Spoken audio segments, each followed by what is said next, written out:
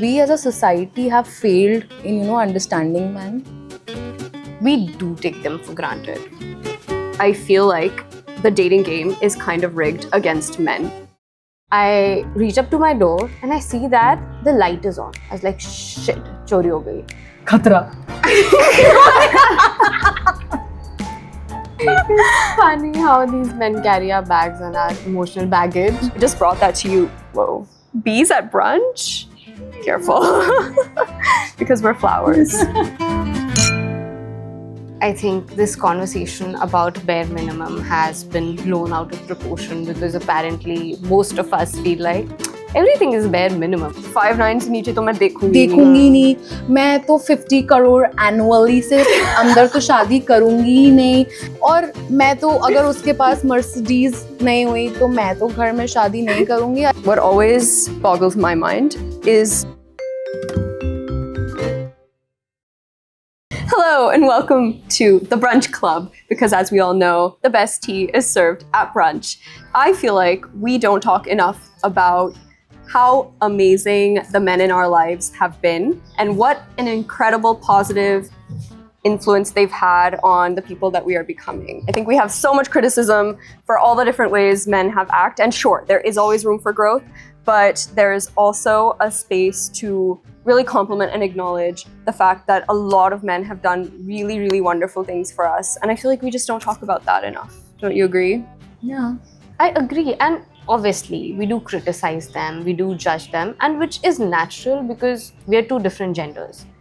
I think the reason we talk about them so much or try to analyze what their actions lead to is because we're just trying to understand them. And most times I don't know how their brain works for biological reasons and evolutionary reasons, which is fair. But I also feel we do take them for granted so many times. I don't think a lot of us would be the kind of women we have become if it weren't for the men in our lives. It's the society and it's the way that we have grown up together in Indian families. They were not meant to express more, and they were told whenever they used to cry as a child, parents were like, why are you crying like a girl? So we have not created a space for them to express a lot. So I think we should start doing it more consciously. Like we should make a safe space for them to express, it's okay to cry, it's okay to express, it's okay to show your vulnerable side. We never get to see them as just another human being who is also doing this for the first time. They are also just figuring it out by themselves. Because the differences are so ingrained in our head, that's all we can see at times. I think we as a society have failed in understanding men. We have created such a outlook, we literally judge men by his income. We literally judge them by what their height, what their height is. Things that are completely control. out of their control, and we're like, okay, 5'9" से नीचे तो मैं देखूंगी नहीं. मैं तो 50 crore annually से अंदर तो शादी करूंगी ही नहीं. और मैं तो अगर उसके पास मर्सिडीज नहीं हुई तो मैं तो घर में शादी नहीं करूंगी. I'm not women hating. All I'm saying is कि let's not judge them by what their appearance is, what they have, but rather see the inside, create a space for them कि ठीक है, मतलब you don't have it right now, but he has the potential to. Exactly. We should also be aware of what we are bringing to the table, because obviously, you also have to put equal efforts and you have to be equally present in a partnership. It starts with you too. But I also want to talk about the men who are in the dating landscape. I feel like the dating game is kind of rigged against men in some cases, because they are always on their toes about not coming off as creepy. And I think because there are so many creepy experiences that we've all had and we've talked about on the show, men want to be extra cautious and careful not to freak us out or not to be weird or not to be this thing. But then, where is the line, right? One guy flirting with me might be considered cute, but a different guy could be considered creepy, right? So that guy never knows where the line is. And I think it's tough as well because even dating apps are so rigged against men. There are so many more men for every woman that I think the competition can also trigger a lot of feelings of inadequacy and insecurity, because they're like, am I good enough? I'm competing against 10 other guys for one girl. It just seems really unfair. And I feel like as women, we also need to like be mindful that like they're doing their best. Sometimes it's not the most charismatic, suave, smooth talker, which is going to be the best husband or the best partner for us. Be objective, give everyone a chance, and have an open mind. And I think definitely in relationships, a lot of times I've been guilty of, because I'm feeling so many emotions, I neglect to recognize that that person is showing up for me in ways that like I couldn't even imagine, and that I'm so grateful for, and that have helped me through so many life experiences. Like I can give you an example. One time I had a huge presentation the next day at work, and I was stressing out a lot, okay? And I remember it was like late at night, and I was like on the phone with my partner at the time, and I was actually spiraling a little bit. And I remember in that moment, that the way that that person showed up for me, he came over to my place, and he anticipated exactly how I was feeling, and he actually brought something else for me to think about. Like he presented like a problem for me, and he was like, hey, can you help me out with this thing? And he ended up distracting me from the fact that I was really nervous about the next day, and I became engaged in this creative task altogether that he like had set up for me. And later he told me he had planned this whole thing just to calm me down, and I didn't even realize it. I was so grateful, and I slept that day like so peacefully.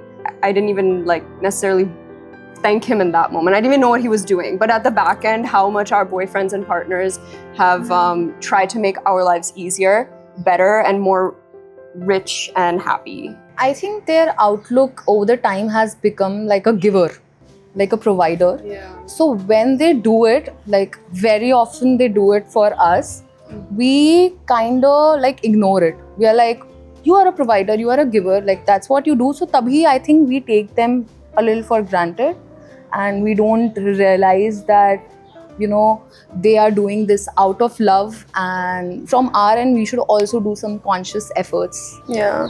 So a lot of times we talk about, oh, well, he did this, but it was the bare minimum. Can you share an example of a time where you really felt like a guy that you were in a relationship with exceeded the bare minimum and went above and beyond to make you feel special or improve your life in some way? First of all, I think this conversation about bare minimum has been blown out of proportion, because apparently most of us feel like everything is bare minimum. You are getting me flowers, it's bare minimum. You're opening the door, it's bare minimum. But that's not the case.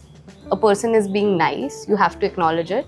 But there is this one thing that my boyfriend did, and I can never forget it. He does a lot of things that I never acknowledge, at least not to his face, which is my fault. This one time I had a very tough few days. I was just busy working. I did not have time to arrange my place. Everything was haywire. And I met him in the evening, and I was like, I'm really stressed. And I need to get my life in order. I need to get my house in order. I just feel so stuck and so paralyzed. And he was like, okay, I hear you. He was working. So I thought, he's doing his work. Why would he listen to me rant? I was like, okay, fine. And I was extremely exhausted. So he gave me one solution. He told me, it's okay, I understand that there's a lot going on and there are a few things that you need to take care of. But let's do one thing. You sleep over at my place while I'm working, and work all night, and both of us will go to your house in the morning and I'll help you organize it. Like, okay, fine, fair idea. I'll also catch up on my sleep. Next morning, see him go to sleep at 6 a.m. He's been working all night. So I was like, poor man, has been working for the last 8-10 hours. Woke up, did not say a word, did not tell him I was stepping out of the house. Went back. I was still a bit sleepy. I reach up to my door and I see that the light is on. I was like, shit, chori ho gayi. And I left my place in a mess. And I opened the door, I saw it, and it looked like I was robbed because it was so clean. I was like, shit, sab gayab ho gaya. I tried to, wake myself up. And I was like, this is a very weird robbery, because apparently everything is clean and is at its place. And then I see a small note lying there saying that I'm always there for you. You don't have to worry about things. If life is getting hard, I'll take care of you. So cute. This man walked up to my place 4 a.m. in the night, cleaned everything. Things that did not even need cleaning, left a note, and then went back to sleep so that I was at ease. We love men. They do so much for you and never say a word. I think that's the thing. Like, I think they don't ask for attention for when they do certain things. Like, they're not expecting some big response or some big thank you. They just do it out of the sheer desire to make you the princess and ensure that everything else is sort of taken care of. And I've always felt that way. Like, whether it's emotionally being supported, so many times, like, if I'm upset, I don't want solutions. I just want to rant. And the men in my life have understood that, even when all they want to do is give me a solution. And trust me, like, I've understood, like, guys really want to solve your problems. That's great. And I've seen this man, like, physically holding himself back from giving me the solution to the specific problem. And he's like, yes, I'm just listening to you right now. I'm just listening to you. And I never considered that it's probably tough for guys to set aside their own rational, logical desire to help me and like give me what I needed in that moment, which was just like emotional space. Men in love are my favorites, right? They would do anything. I also think what I love is when a partner understands what your specific love language is and then caters to that. Yes. As opposed to like just imposing whatever his love language is. So like in your case in that moment, maybe it was like an act of service that really made you feel loved. And like my partners in the past have known that my love language is words of affirmation. And incidentally, you know, after they realized that, being so proactive about using their words to encourage me was so reassuring and so proactive about telling me that he loved me, telling me that he appreciated me, needlessly sometimes, like dropping a text or reminding me that I'm beautiful.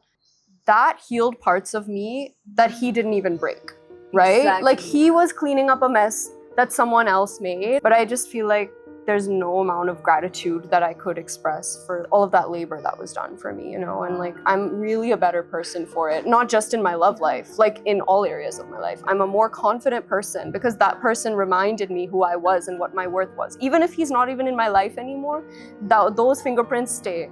That you actually deserve better. You are entitled to greatness in your career, in your academics, in your profession, whatever. I never realized that I would be loved so much and that I would be cared so much. And then he came and he gave me all without asking. And that's what men do for their women. Like better than what you could have dreamed of. Yeah, I never dreamt of, you know, treated like a princess. Whenever I used to go out before, I always had that instinct, you know, I'll carry my bags. And one time we went to the trip and except for this small purse, I was not holding anything. I was literally walking like a free princess. Like, I've just come bagless to this trip.